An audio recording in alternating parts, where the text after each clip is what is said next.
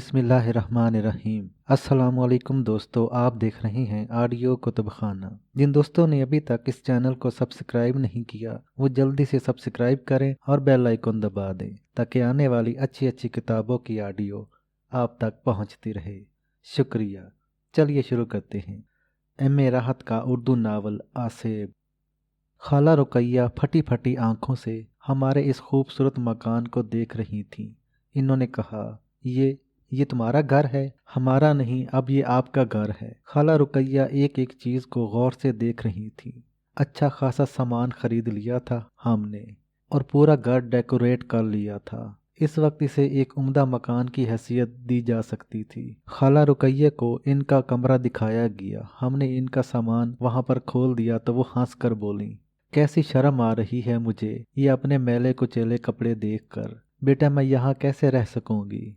खाला रुकैया, अब आप ये समझ लीजिए कि आपने अपने बेटों का घर संभाल लिया है। माएँ बेटों के घर को जिस तरह संभालती हैं आप इस तरह इस घर को संभालिए। हमें खाना पका कर दीजिए, हमारे घर की सफाई सुथराई कीजिए और इसके बाद क्या? खाला रुकैया ने कहा, नादर की शादी कर दीजिए। हिकमत बोला और मैं हंस पड़ा। वाह बेटा, अपनी शादी के बारे में तेरा क्या ख्याल है? यार बस जबान न खुलवाओ। क्यों, इसमें जबान न खुलवाने की क्या बात है? खाला रुकैया, ये सब कुछ जो है ना, ये इस नादिर के बच्चे का है, मेरा इसमें कुछ भी नहीं है। देखा आपने खाला रुकैया, लोग किस तरह अपने आप को एक लम्हे में अलग करके खड़े हो जाते हैं, जबकि मेरे दिल के किसी गोशे में कभी ऐसी कोई बात नहीं आई। बेटा तुम दोनों ही अजीब हो। अभी मैं तुम्हारे बारे में कुछ भी नहीं कहूँगी। जब तुम्हें ठीक से जान जाऊंगी तब फिर तुम्हारे बारे में अपनी ज़ुबान खोलूंगी। चलिए ठीक है, ये तय रहा, आप हमें जानने की कोशिश कीजिए। और इसके बाद खाला रुकैया के साथ वाकई इतना लुत्फ आया कि हमें ये एहसास होने लगा कि हमारा अपना भी वाकई कोई घर है, कोई अपना है इस घर में। खाला रुकैया अब एक एक चीज़ को गौर से देख रही थी। फिर इन्होंने कहा, देखो बेटा, मुझे ये सारी चीज़ें संभालना तो नहीं आती, लेकिन अगर तुम इजाज़त दोगे तो इनकी झाड़ पोंछ कर दिया करूँगी। खाला रुकैया, ये सब कुछ आपका है। बावर्ची खाना देख लीजिए, इसमें जो कुछ भी आपको चाहिए या कुछ भी तब्दीली करनी हो हमें बता दीजिए। खाला रुकैया को एक एक जगह दिखाई गई और इसके बाद तमाम मामलात इनके सपुर्द कर दिए गए। 4-5 दिन बड़े पुरकैफ गुजर गए और मज़ा आ रहा था। पका पकाया खाना मिलता, घर की सफाई खाला रुकैया कर लिया करती थी। अब पूरे घर को इन्होंने अपने घर की तरह संभालना शुरू कर दिया था। एक बार भी कहीं जाने की बात नहीं की थी और बहुत खुश नज़र आ रही थी। फिर एक दिन हिकमत ने कहा, नादिर कुछ दिन के लिए इजाज़त चाहूँगा। कहाँ जाना है? गांव जाऊँगा अपने। ओहो अच्छा, हाँ वहाँ जाना बेहद ज़रूरी है, वैसे भी काफ़ी दिन से नहीं गया हूँ। अच्छा तो कब जा रहे हो? बस अगर तुम इजाज़त दोगे तो आज शाम तक ही चला जाऊँगा। कैसे जाते हो? कोच चलती है, आराम से मिल जाती है, दिन भर चलती रहती है। इस बार तुम हो आओ, दोबारा तुम्हारे साथ मैं भी चलूँगा। ज़रूर, हिकमत ने कहा। तो फिर शाम को किस वक्त निकलोगे? मेरा ख्याल है जल्दी निकल जाऊँगा ताकि पहुँचने में ज़्यादा रात न हो जाए। जल्दी से तुम्हारी क्या मुराद है? 4-5 बजे। वैसे बसें कितने बजे तक जाती हैं? बसें तो 11 बजे तक जाती हैं, आखिरी बस 11 बजे चलती है। तो फिर ऐसा करना, 6 बजे निकलना यहाँ से। चलो ठीक है, 6 बजे निकल जाऊँगा, ज़रा बाज़ार जाना चाहता हूँ। चले जाओ, मैंने कहा और हिकमत थोड़ी देर के बाद बाहर निकल गया। मुझे इल्म था कि इसके पास भी अच्छे खासे पैसे हैं और वैसे भी इसने जिस दिन से मेरा साथ पकड़ा है जेब तराशी ख़त्म कर दी थी। लेकिन इसके जाने के बाद मैं भी निकल खड़ा हुआ। मुझे इसके अहले ख़ानदान के बारे में तमाम तफसीलात मालूम थीं। चुनाचा एक पुरानक बाज़ार के एक बड़े स्टोर से मैंने बहुत सारे लिबास और ऐसी दूसरी चीज़ें और ऐसी बहुत सी अशिया ख़रीदी जो इसके ख़ानदान के लिए तोहफे के तौर पर दी जा सकती थीं। खासी कीमती अशिया थीं, लिबास वगैरह भी बहुत काफ़ी थे। इन सब के पैकेट बनवा कर मैं आ गया और फिर मैंने इन तमाम चीज़ों को एक बड़े शॉपिंग बैग में पैक कर दिया। हिकमत भी वापस आया तो इसके पास एक थैला था। इसने वो थैला रख दिया और अपने लिए तैयारियां करने लगा। मैंने अपना शॉपिंग बैग इसके हवाले करते हुए कहा, दोनों बहनों के लिए और माँ बाप के लिए मैं भी कुछ खरीद लाया हूँ हिकमत, तुम्हें अपने साथ ले जाना है। अरे ये इतना सारा, फजूल बातों से गुरेज करो। मगर नादिर, फिर वही, मैंने कहा और हिकमत हंसने लगा। क्या क्या खरीद लाए हो? तुम्हारे लिए कुछ नहीं है समझे। हाँ ठीक है, चलो कोई बात नहीं। शाम को 6 बजे हिकमत चला गया। मैं और खाला रुकैया घर में रह गए थे। हम दोनों आपस में बातें करते रहे। खाला रुकैया मुझे अपने पुराने मोहल्ले की कहानियां सुना रही थीं। फिर इन्होंने अपने बेटे के बारे में भी तफसीलात बताईं और मैं इनसे हमदर्दी से बातें करने लगा। रात को हम सो गए। दूसरी सुबह न जाने क्यों मेरे दिल में गौहर का ख्याल आया। अब तो हर रात ही इसकी याद में बसर होती थी, लेकिन मेरे अंदर इतनी जुर्रत नहीं थी कि दोबारा वहां जाकर गौहर का नज़ारा कर सकूं। लेकिन आज न जाने क्यों दिल मचल गया था। मैंने तैयारियां की और इसके बाद चल पड़ा। मौलाना विसालुद्दीन की रिहाइशगाह पर पहुंचने के बाद इनके घर के दरवाजे पर दस्तक दी और कुछ लम्हों के बाद दरवाज़ा खुल गया। गौहर आई। इसका चेहरा आंसुओं से तर था, बाल बिखरे हुए थे और चेहरे पर एक अजीब सी मुर्दनी छाई हुई थी। मैं इसे देखकर चौंक पड़ा। इसने भी शायद एक निगाह में ही मुझे पहचान लिया था। पहचानने के बाद इसने मुझे सलाम किया, फिर हिचकिचाती हुई बोली, अंदर आ जाइए। इसने मेरे उकम में देखने की कोशिश भी की थी। शायद इसकी निगाहें हिकमत को तलाश कर रही थीं। इसने पूछ ही डाला, हिकमत भैया नहीं आए? नहीं, माफ़ कीजिएगा, मैं अकेला ही आया हूँ। आइए बैठिए। मौलवी साहब कहाँ हैं? अब्बा तो सख्त बीमार हैं, अस्पताल में दाखिल हो गए हैं, इसने रुंधी हुई आवाज़ में कहा और मुझे इसकी आंखों से बहने वाले आंसुओं का राज मालूम हो गया। मैंने चौंक कर पूछा, क्या बीमारी हुई है? नमूनिया हो गया है, डबल नमूनिया है, काफ़ी तबीयत ख़राब है इनकी। वो सिसकी लेकर बोली। फिर कहने लगी, बस रात को नमाज पढ़ा कर आए थे, खाना वगैरह खाया, थोड़ी देर लेट गए, फिर तहज्जुद के लिए उठ गए। तहज्जुद पढ़ रहे थे कि कराहते हुए अंदर आए और मुझे जगा कर बोले कि इनके सीने में सख्त दर्द हो रहा है। रात के इस वक्त तो किसी से कुछ नहीं कह सकती थी, लेकिन फजर में जब नमाजी आए तो मैंने इन्हें अब्बा की तबीयत के बारे में बताया। फिर बेचारे अब्बा की हालत देखकर इन्हें अस्पताल ले गए। कौन से अस्पताल में ले गए हैं? सरकारी अस्पताल है, यहाँ से काफ़ी फासले पर जो पीली इमारत नज़र आती है, अस्पताल ही की इमारत है। ओहो, अच्छा आप गई वहाँ? नहीं, इसने सहमी हुई आवाज़ में कहा। जाना चाहती हैं? हाँ। बुर्का ओढ़ती हैं आप? हाँ। तो आइए मैं आपको ले चलता हूँ। इसने हिचकिचा कर मेरी सूरत देखी, देखती रही, फिर जल्दी से अंदर की जानिब चल पड़ी। फिर वो एक बुर्का ओढ़कर मेरे साथ आ गई। किसी बुर्का पोश खातून के साथ चलते हुए जिंदगी में पहली बार मुझे सब कुछ बहुत अजीब सा लगा। मैंने इससे कहा, हमें ये कैसे मालूम हो सकेगा कि वो कहाँ हैं? जनरल वार्ड में हैं, इसने जवाब दिया। कुछ देर के बाद हम अस्पताल पहुंच गए। फासला ज्यादा नहीं था। विसालुद्दीन बिस्तर पर दराज थे। तबीयत अब खासी बेहतर नजर आ रही थी। बेहद कमज़ोर हो गए थे। मुझे एक निगाह में पहचान गए और फिर चौंक कर गौहर को देखा। गौहर? इन्होंने हैरत से कहा। अब्बा। गौहर इनके पैरों के पास बैठ गई और फिर इनके पैरों पर सर रख कर रोने लगी। अरे नहीं नहीं बेटा, क्या बात है, क्यों इतनी परेशान हो? क्या रफ़ाकतुल्लाह ने बताया नहीं था तुम्हें कि अब मेरी तबीयत काफ़ी ठीक है? अब्बा आपको क्या हो गया है? अरे कौन समझाए इस पगली को? अरे बेवकूफ़, बीमारी तो जान की ज़कात होती है।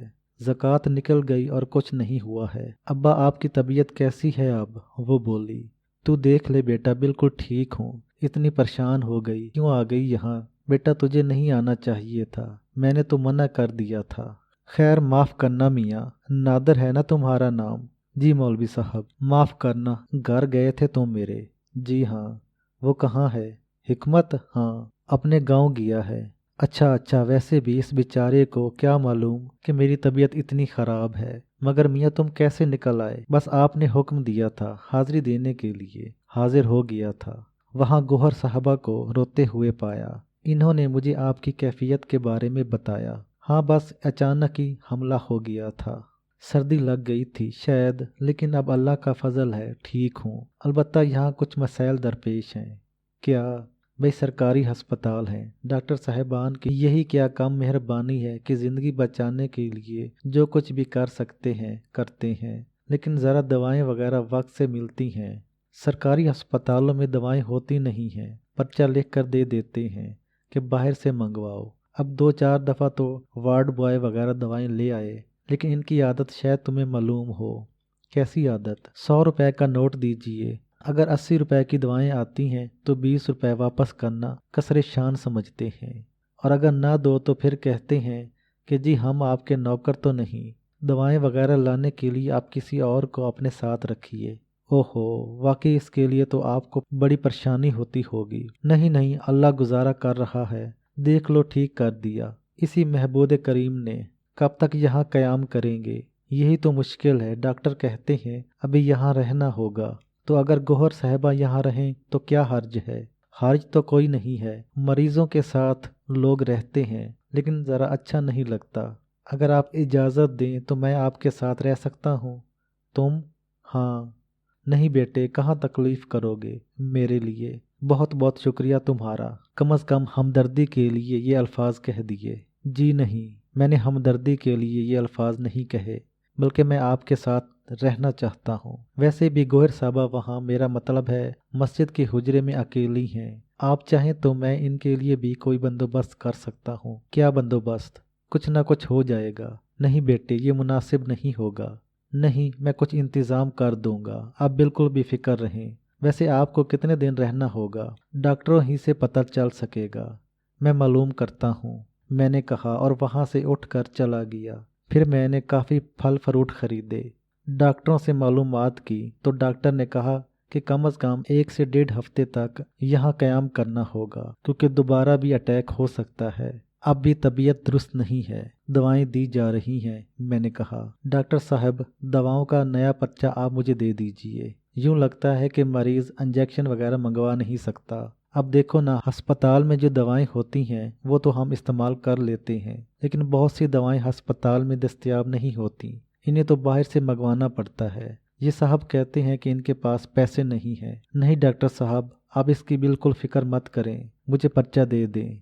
16 इंजेक्शनों का एक कोर्स करवाना होगा। इंजेक्शन ज़रा महंगे हैं, आप मुझे दे दीजिए पर्चा। ठीक है। डॉक्टर साहब ने पर्चा लिखकर मुझे दे दिया और थोड़ी देर के बाद मैंने इन्हें वो इंजेक्शन भी खरीद कर दे दिए। फिर वापस इनके पास पहुंच गया। ये तमाम चीज़ें मैंने इनके सामने ले जाकर रखी तो विसालुद्दीन साहब शर्मिंदगी से बोले, अब ये करोगे मियाँ? देखिए विसालुद्दीन साहब, मेरा आपका कोई रिश्ता नहीं है, मैं मानता हूँ, लेकिन आप ही लोग तो दर्स देते हैं कि इंसानियत का रिश्ता इसी कायनात में सबसे बड़ा रिश्ता होता है, और फिर आप खुद ही इससे गुरेज करते हैं। नहीं, ये बात नहीं है, बस कुछ अच्छा नहीं लगता।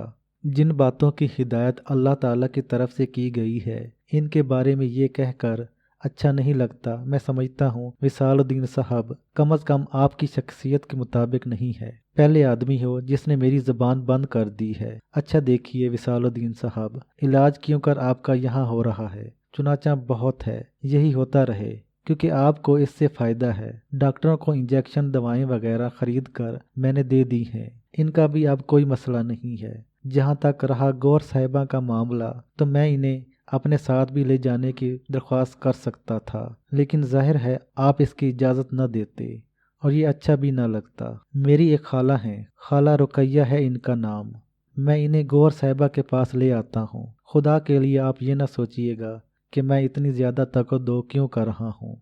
बात वहीं आ जाती है, इस वक्त मैं आपकी ज़रूरत हूँ, ये छोटे छोटे मसाइल आपकी ज़रूरत हैं। अगर मैं इन ज़रूरतों को पूरा कर सकता हूँ तो कम अज़ कम मुझे इसका मौका दीजिए। विसालुद्दीन साहब हैरत से मुझे देखते रहे। फिर इन्होंने कहा, ठीक है मियाँ, जो दिल चाहे करो, ये सब भी अल्लाह ताला की तरफ से है।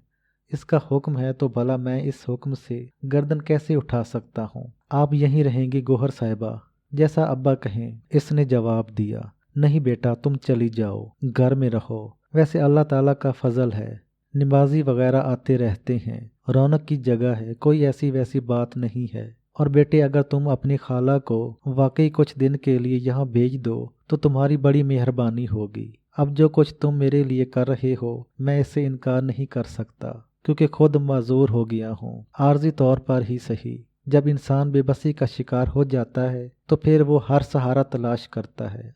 अगर तुम ये सहारा देने पर तुल गए हो तो तुम्हारी मेहरबानी, बस तुम्हारा शुक्रिया मैं क्या कर सकता हूँ। तो फिर चलिए गोहिर साहबा, मैं आपको घर पहुँचा दूँ, और इसके बाद खाला रुकैया यहाँ पहुँच जाएंगी। اور وصال الدین صاحب آپ اطمینان رکھیے، جو کچھ آپ کے ذہن میں آئے اسے نظر انداز کر دیجیے، انشاءاللہ تعالی میری ذات سے آپ کو کوئی تکلیف نہیں پہنچے گی۔ وصال الدین صاحب نے عجیب سی نگاہوں سے مجھے دیکھا تھا، پھر میں گوہر کو لے کر واپس چل پڑا۔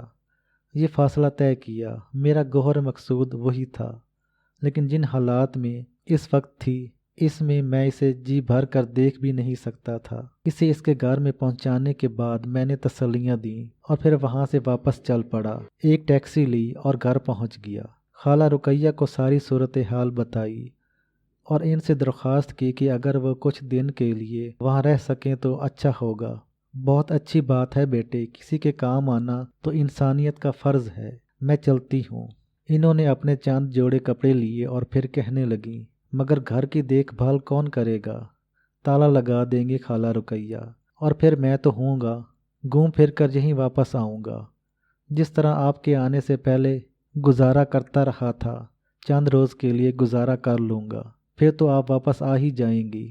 کون سا کسی کے یہاں زندگی گزارنا ہوتی ہے۔ ہاں ٹھیک ہے۔ خالہ رقیہ کو لے کر جب میں وہاں پہنچا تو گوہر ہمارا انتظار کر رہی تھی۔ میں نے خالہ رقیہ کو اس سے ملایا تو وہ بہت اچھی طرح اس سے پیش آئیں۔ میں نے گوہر سے کہا، گوہر صاحبہ آپ بالکل اطمینان رکھیں، آپ کے ابو ٹھیک ہو کر گھر واپس پہنچ جائیں گے، میں ان کی پوری دیکھ بھال کروں گا۔ گوہر نے میری جانب دیکھا اور جانے کیوں میں اس کی آنکھوں میں کھو کر رہ گیا۔ ان آنکھوں میں ایک عجیب سی کیفیت تھی جسے الفاظ کا روپ دینا میرے لیے کسی طور ممکن نہیں ہے۔ بس اتنا کہہ سکتا ہوں کہ اس میں صرف احسان مندی کے جذبات نہیں تھے بلکہ کچھ اور بھی تھا۔ پھر مجھے ایک مشغلہ ہاتھ آ گیا۔ زیادہ تر وصال الدین صاحب کے پاس رہتا تھا یا پھر ادھر آ جاتا۔ گھر بھی کبھی کبھی خبر لے لیا کرتا تھا جہاں میں نے تالا لگا دیا تھا۔ حکمت مجھ سے یہ بات کہہ کر نہیں گیا تھا کہ کب تک اس کی واپسی ہوگی، لیکن بہرحال اپنے گاؤں گیا تھا، کچھ وقت وہاں لگنا ہی تھا۔ اس طرح مولوی وصال الدین صاحب کے گھر میرا باقاعدگی سے آنا جانا شروع ہو گیا۔ دوسرے معاملات بھی سنبھال لیے تھے، بیچارے مجبور لوگ تھے، کوئی زیادہ آمدنی نہیں تھی، چنانچہ احسانات قبول کر لیا کرتے تھے۔ اس دوران ایک اور صاحب اس مسجد میں نماز پڑھانے کے لیے آ گئے تھے، پڑوسیوں ہی نے انہیں وہاں متعین کر دیا تھا۔ یوں خاصی عجیب سی کیفیت پیدا ہو گئی تھی۔ مولوی صاحب کو مزید 10 دن وہاں لگے اور اس کے بعد وہ ہسپتال سے رخصت ہو کر گھر واپس آ گئے۔ میرے بے حد احسان مند تھے اور بہت ہی شرمندگی کا اظہار کرتے تھے۔ خالہ رقیہ سے بھی وہ بڑے خلوص سے ملے اور کہنے لگے، انسان کے دل میں اگر انسان کی اتنی قدر نہ ہو اور انسان اگر انسان کے لیے بے لوث کام نہ آئے تو خدا وند عالم اس زمین کو لپیٹ کر رکھ دے، پھر اسے اپنے نافرمان بندوں کی ضرورت نہ رہے۔ بہرحال شکریہ کہہ کر تمہاری اس محبت کو ملیا میٹ نہیں کرنا چاہتا تھا نادر، بس یہی کہہ سکتا ہوں کہ اللہ تمہیں اس کا اجر دے۔ پھر خالہ رقیہ کو میں وہاں سے لے کر آ گیا۔ 2-3 دن کے بعد حکمت بھی واپس پہنچ گیا تھا، بہت خوش تھا۔ گھر آنے کے بعد اس نے مجھ سے بہت سی باتیں کی۔ اب تک اسے یہ نہیں معلوم تھا کہ اس دوران ہم لوگ کیا کر چکے ہیں۔ کہنے لگا، یار بہت دن لگ گئے مجھے وہاں، تم لوگوں نے محسوس تو کیا ہوگا بہت زیادہ۔ اصل میں منجلی بہن کا رشتہ آیا تھا اور کچھ ایسے معاملات تھے اور میرا وہاں رہنا بے حد ضروری تھا۔ سچی بات ہے، میں وہاں نہ ہوتا تو گھر والوں کو بڑی پریشانی ہوتی۔ والد صاحب اب ضعیف ہو گئے ہیں اور تمام معاملات نہیں سنبھال سکتے، تو انہیں یہاں کیوں نہ لے آئیں۔ میں نے بہت کہا، لیکن اصل میں یوں سمجھ لو کہ وہ وہیں پلے بڑے ہیں، پوری زندگی وہیں گزاری ہے، اس جگہ سے رشتہ نہیں توڑنا چاہتے۔ میری بات کو انہوں نے رد کر دیا تھا، لیکن خیر جیسا بھی ہے وہ لوگ وہاں خوش رہیں۔ بس ٹھیک ہے، اب نادر ہمیں بہت سے کام کرنے ہیں، فکر ہی نہ کرو، جو کچھ بھی ضرورت ہوگی سب پوری کر لیں گے۔ بلکہ تمہیں چاہیے تھا کہ وہاں سے ایک فہرست بنا کر لے آتے۔ کب تک شادی کر رہے ہو بہن کی؟ خیر ابھی تو کافی دن ہیں، میں اس لیے مطمئن ہوں، لیکن نادر تم سے تنہائی میں کچھ باتیں کرنی ہیں، کر لینا، یہاں کے حالات تو سن لو۔ کیوں، خیریت؟ کوئی خاص بات ہو گئی؟ بہت خاص بات۔ اور اس کے بعد میں نے حکمت کو تمام تفصیلات بتا دیں۔ حکمت تصویر حیرت بن گیا تھا، پھر بولا، بہرحال اب ان کی طبیعت ٹھیک ہے، چلو یار ملنے چلتے ہیں۔ ہاں چلیں گے، تھوڑا سا صبر تو کر لو۔ ویسے تم نے بہت اچھا کیا، در حقیقت ایک ایسے آدمی کو بڑے سہارے کی ضرورت تھی۔ پھر میں اور حکمت وصال الدین صاحب کی جانب چل پڑے۔ وصال الدین صاحب نے ہمارا پرجوش خیر مقدم کیا تھا۔ حکمت سے اس کے گھر والوں کے بارے میں معلومات حاصل کرتے رہے، پھر کہنے لگے، بھئی حکمت، تم نے یہ شخص کہاں سے حاصل کر لیا؟ میں اس کے سلسلے میں بڑا الجھا ہوا ہوں۔ کیوں؟ بتاؤں گا۔ ایسا کرنا، پرسوں شام کو مغرب کے بعد میرے پاس آ جانا، بلکہ ایسا کرنا عشاء کے بعد آنا۔ دیر تو بے شک ہو جائے گی، لیکن ذرا کھل کر تفصیل سے باتیں کریں گے۔ ٹھیک ہے۔ وعدے کے مطابق ہم اس شام وہاں پہنچ گئے تو وصال الدین صاحب نماز وغیرہ سے فارغ ہو چکے تھے۔ کہنے لگے، بیٹھو، بیٹھ جاؤ۔ اس وقت وہ مسجد سے کافی فاصلے پر آ کر بیٹھ گئے تھے۔ تم نے مجھ سے یہ نہیں پوچھا نادر میاں کہ میں نے تمہیں مسجد میں داخلے سے کیوں منع کر دیا تھا؟ مختصر باتیں میں نے آپ کو بتائی تھیں وصال الدین صاحب، لیکن اس کے بعد کبھی اس کا موقع ہی نہیں آیا۔ دیکھو حکمت، یہ تمہاری دوستی کا مجھے اندازہ ہو گیا ہے۔ تم ایک دوسرے سے اس طرح منسلک ہو کہ مجھے کسی سے بھی کوئی بات کہنے میں دقت نہیں ہوتی۔ جی بالکل۔ اصل میں تمہاری زندگی کو کوئی روگ لگا ہے، کوئی ایسی بھیانک بات ہوئی ہے جس نے تم سے کچھ چیزیں چھین لی ہیں۔ حالانکہ تمہارے اندر کا انسان بہت اچھا، بہت نیک ہے۔ تم لوگوں کے ساتھ ایثار اور ہمدردی کرنا جانتے ہو، جبکہ برائیوں کی طرف راغب لوگ ایسے جذبات اور احساسات کے مالک نہیں ہوتے۔ بیٹا، اگر برا نہ مانو تو میں تم سے تمہاری زندگی کے حالات پوچھنا چاہتا ہوں۔ وہ کون سے لمحات تھے اور وہ کون بدبخت تھے جنہوں نے تم سے تمہارا ایمان چھین لیا؟ برا مت ماننا، میں تو تمہیں بہت زیادہ قدر کی نگاہ سے دیکھتا ہوں، لیکن مسئلہ ذرا بالکل مختلف ہے۔ بے شک تم نے کلمہ پڑھ کر اپنے آپ کو مسلمان ثابت کر دیا، لیکن دانستہ یا نادانستہ تم سے جو کچھ چھین لیا گیا ہے، میں بس اس کے بارے میں معلومات حاصل کرنا چاہتا ہوں، اور اگر تمہارا ذہن اس طرف راغب ہو تو ہو سکتا ہے میں تمہیں اس کا کوئی حل بھی بتا سکوں۔ میں سمجھ گیا تھا کہ وصال الدین صاحب کیا کہنا چاہتے ہیں۔ حکمت کے سامنے کوئی بات کہہ دینا اتنا برا نہیں تھا۔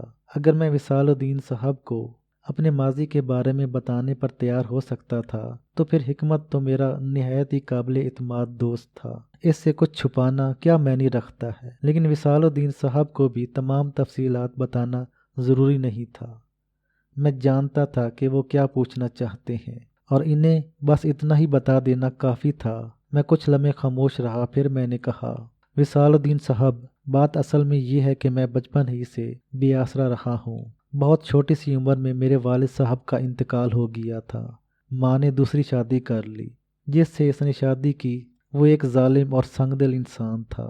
اس نے مجھ پر صرف ظلم کیے اور اس سے خوش رہا۔ نتیجے میں گھر چھوڑ دیا میں نے، پھر نہ جانے کہاں کہاں بھٹکتا پھرا، اور اس کے بعد ایک ایسے گھرانے کے ہاتھ لگ گیا جہاں جادو ٹونے اور اس قسم کی دوسری چیزوں کا تذکرہ تھا۔ میں اس کے بارے میں کچھ نہیں جانتا تھا، لیکن ایک ایسی خاتون نے جو میرے لیے محترم تھی مجھے مشورہ دیا کہ میں پر اسرار علوم سیکھوں، اور اس کے لیے انہوں نے نہ جانے کیوں مجھے ایک ایسے شخص کے پاس بھیج دیا جو غیر مسلم تھا، بلکہ یہ کہا جانا چاہیے کہ ایک ایسے شخص کے پاس بھیجا جو بظاہر غیر مسلم نہیں تھا۔ میں نام نہیں لینا چاہتا کسی کا۔ اس شخص نے مجھے ایک اور جگہ بھیجا، اور وہ شخص جس کے پاس مجھے بھیجا گیا کالے علوم کا ماہر تھا۔ اس کا نام رادن لال تھا۔ رادن لال نے مجھے جاپ سکھانے شروع کر دیے۔ میں نہیں جانتا تھا کہ جو وہ بول رہا ہے ان کا مفہوم کیا ہے، معنی کیا ہے۔ اگر وہ ہندو دھرم سے تعلق رکھتا ہے تو مجھ پر اس کے کیا اثرات مرتب ہو سکتے ہیں، یہ تمام معلومات مجھے نہیں تھیں۔ چنانچہ میں نے اس کے بتائے ہوئے جاپ کو مکمل کرنا شروع کر دیا۔ میں یہ جاپ پڑھتا رہا۔ 1 منٹ، وصال الدین صاحب بولے اور میں رک گیا، ان کی صورت دیکھنے لگا۔ کیا اس دوران تم اسی کے ساتھ کھاتے پیتے بھی رہے تھے؟ جی بالکل۔ کیا کھاتے پیتے رہے تھے؟ وصال الدین صاحب نے سوال کیا، اور میں سوچ میں ڈوب گیا۔ کچھ لمحے سوچتے رہنے کے بعد میں نے کہا، آپ یقین کریں میرے ذہن میں اس بارے میں کچھ بھی نہیں ہے۔ پھر آگے کہو۔ پہلے میں نے 3 دن کا، میرے منہ سے اتنا ہی نکلا تھا کہ اچانک مجھے یوں محسوس ہوا جیسے ایک چھوٹا کھردرا ہاتھ میرے منہ پر آ کر جم گیا ہو۔ اس وقت مجھے کوئی چیز نظر بھی نہیں آئی تھی، لیکن اس ہاتھ نے اس طرح میرا منہ بند کر لیا تھا کہ پھر ایک لفظ بھی میرے منہ سے نہ نکل سکا۔ میں نے وہ ہاتھ ہٹانے کی جدوجہد کی، لیکن اس میں کامیاب نہیں ہو سکا۔ پھر اس کے بعد میں نے طاقت صرف کرنا شروع کر دی، لیکن ایک چوڑی کلائی میرے ہاتھ میں آ گئی تھی جو نظر نہیں آ رہی تھی۔